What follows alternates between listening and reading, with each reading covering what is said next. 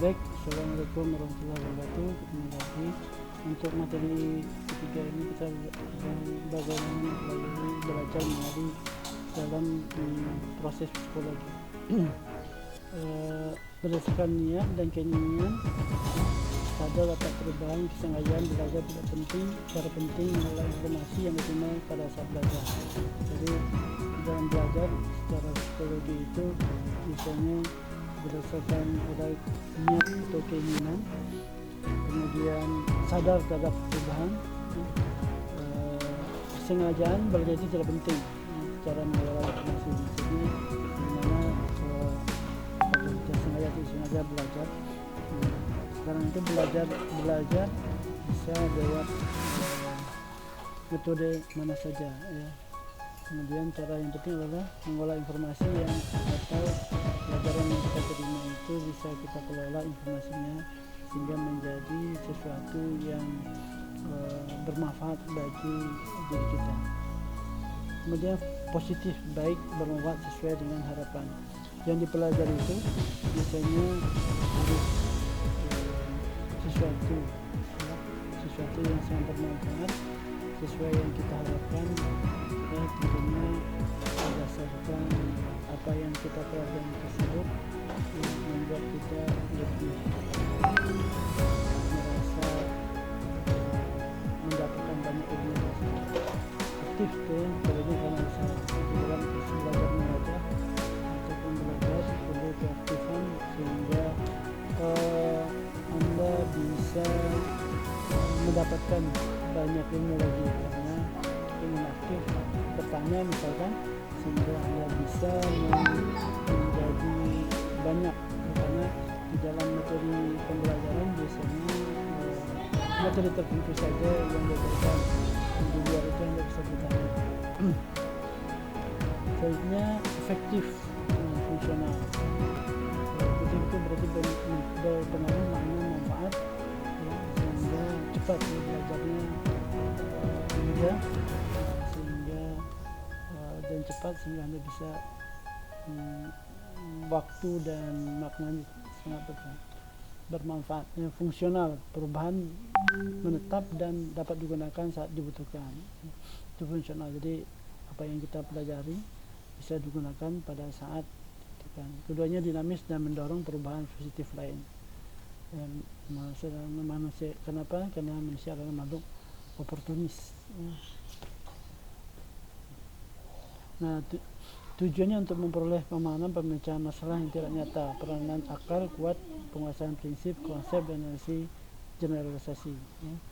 Contohnya matematika, kimia, kosmografi, astronomi, tauhid. Jadi dengan belajar kita bisa memahami masalah-masalah yang tidak nyata dan nyata. Ada fiktif, ada real, ya, atau fiksi dan lain-lainnya. Ya. Peranan akal sangat kuat, ya, karena akal seluruh tubuh kita itu yang membedakan kita dengan makhluk yang lainnya adalah akal. Nah, kalau tanpa akal yang kuat dan baik sehingga kita tidak bisa menyerap apa yang ada di seluruh kita, belajar apapun tidak bisa kita kuasai dengan baik. Kemudian keterampilan, ya, memperoleh menguasai, ya, keterampilan bisa secara jasmani seperti olahragawan gitu ya. Kemudian dirinya intensif dan berkelanjutan, ya. Ini bisa macam-macam, ya, untuk skill. Nah, kalau di dunia sekarang ini skill dibutuhkan tidak hanya secara jasmani, ya, juga secara rohani dan juga skill di dalam dunia IT misalkan. Kemudian sosial, ya, menguasai pemahaman, kecepatan memecahkan masalah bersifat kemasyarakatan. Biasanya ini biasanya digunakan oleh pemuka masyarakat seperti RT, RW dan lain-lain. Biasanya digunakan untuk kepentingan bersama. Pemecahan masalah, peranan metode ilmiah dengan sistematis, logis, teratur dan teliti untuk memperoleh kemampuan dan kecepatan kognitif memecahkan masalah. Contohnya matematika, kimia, dan psikologi. Rasional, ya, mana memperoleh aneka ragam kecakapan menggunakan prinsip dan konsep. Nah, itu berarti Anda harus belajar bagaimana konsep sebuah materi, sehingga Anda tidak perlu memahami keseluruhan dari bahannya, tapi konsepnya bisa dipahami sehingga Anda bisa mudah memahami keseluruhan materi yang ada. Tidak memberikan tekanan khusus pada penggunaan bidang studi eksakta. Kebiasaan, proses pembentukan kebiasaan baru dan perbaikannya. Kemudian memperoleh sikap, kebiasaan pembuatan baru, tepat dan positif. Agama, normal, budaya, dan kebijakan. Apresiasi, memperoleh, mengembangkan kecakapan ranah. Ya. Belajar mempertimbangkan arti penting atau nilai suatu objek, seperti sastra, musik. Ya. Kemudian pengetahuan, belajar penyelidikan atau investigasi atau eksperimen terhadap pengetahuan tertentu, menambah informasi pemahaman yang lebih rumit dan perlu kiat khusus. Contohnya penelitian biologi, penelitian fisika, dan lain-lain. Kebiasaan, muncul pola kebiasaan baru relatif menetap dan otomatis sebagai proses pengurangan perilaku yang tidak dibutuhkan. Tadi keterampilan sudah, menggunakan motorik, koordinasi, teliti, dan lain-lain. Penguatan, ya, masukan memberi rasanya masuk melalui indera-indera yang mampu mencapai penguatan yang lebih objektif. Baik, silakan jangan lupa mengerjakan kuis dan forum sehingga bisa dikerjakan pada saat yang tepat, ya. Selanjutnya berpikir asosiatif dan daya ingat. Associative connecting the dot, ya. Jadi kita asosiasi dipengaruhi oleh tingkat pengetahuan, daya ingat bertambah, sifat materi dalam memori. Peserta didik mampu memainkan kecenderungan ketertarikan seksual dan sejarah manusia. Nah, contohnya pada gambar itu merupakan kumpulan titik-titik, ya. Sehingga kita melihatnya kalau dari jauh itu sebuah bentuk, ya. Padahal kalau di zoom dengan lebih dekat lagi itu merupakan kumpulan titik-titik, ya.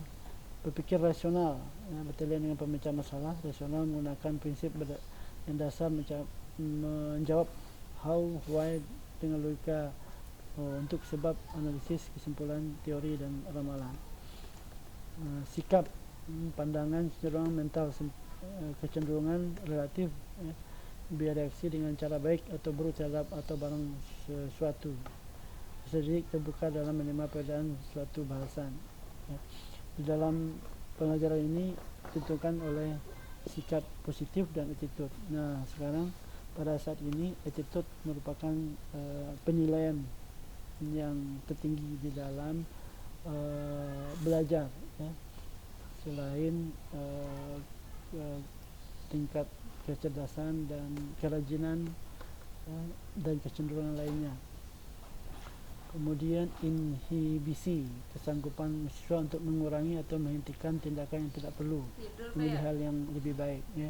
Di dalam belajar biasanya banyak aktivitas lain yang juga dilakukan oleh mahasiswa, ya. Misalnya melihat handphone, melihat atau ngobrol dengan teman lain, ya, sehingga materi yang disampaikan bisa atau mungkin hanya didapatkan 20% atau sampai 30% saja.